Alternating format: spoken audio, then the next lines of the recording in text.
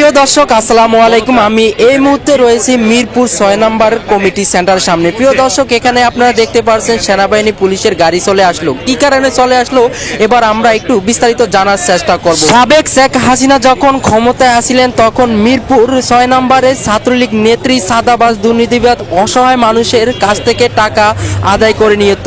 প্রিয় দর্শক, এই কারণে তাকে গ্রেপ্তার করার জন্য পুলিশ সেনাবাহিনী এখানে চলে আসলো। এখানে কি ঘটনাটা ঘটেছে এবার আমরা জানার চেষ্টা করব ছাত্র দলের যারা সমন্বয়করা আছে তাদের কাছ থেকে। এখানে আমরা দেখতে পাচ্ছি মানুষ জনগণ অনেক ভিড় জমাচ্ছে এই ছাত্রলীগ নেত্রীকে দেখার জন্য। আসলে এখানে কি ঘটনাটা ঘটেছে এবার আমরা জানার চেষ্টা করব। আমরা ওনাকে যে চিনি না, এলাকাবাসী ওনাকে বলছে উনি আওয়ামী লীগ। আচ্ছা, আমরা তো সবাইকে চিনে রাখিনি, বা কে কি করছে, কতটুকু অবদান রেখেছে আমাদের বিপক্ষে, আমরা তো এগুলো পর্যবেক্ষণ করে রাখি। এখন আপনারা কি চাচ্ছেন একটু আমরা বলেন। এখন চাচ্ছি একটা আওয়ামী লীগ আমাদের এই বাংলার মাটিতে থাকতে পারবে। আমাদের শহীদ ভাইদের রক্তের বিনিময়ে অর্জিত স্বাধীনতা আমরা এভাবে নষ্ট হতে দিতে পারি না।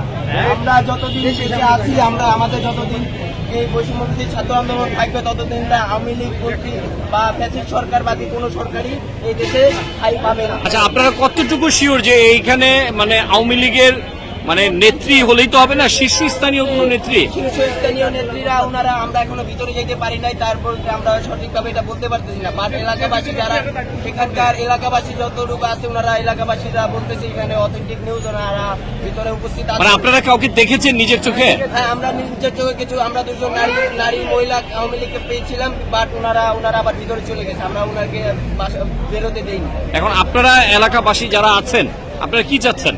আমরা এলাকাবাসী যাচ্ছে ওনাদের আইনের আয়ত্তা দিয়ে দেবো। আচ্ছা আচ্ছা, সেক্ষেত্রে আপনারা সকলে একত্রে জড়ো হয়েছে।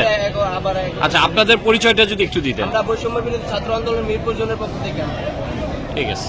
আওয়ামী লীগ বন্দী ছিলেন, ওনাকে এখান থেকে বের করে দেওয়ার চেষ্টা করা হয়েছিল, কিন্তু আমরা এটাকে সফলতা দিইনি। আচ্ছা, ওনার কতটুকু অবদান ছিল এই যে ছাত্র আন্দোলন হলো? উনি নারী কর্মী হিসেবে আপনারা ওনার কতটুকু অবদান দেখেছিলেন যে ছাত্রদের বিপক্ষে? আমরা ওনাকে যে চিনি না, এলাকাবাসী ওনাকে বলছে উনি আওয়ামী লীগ।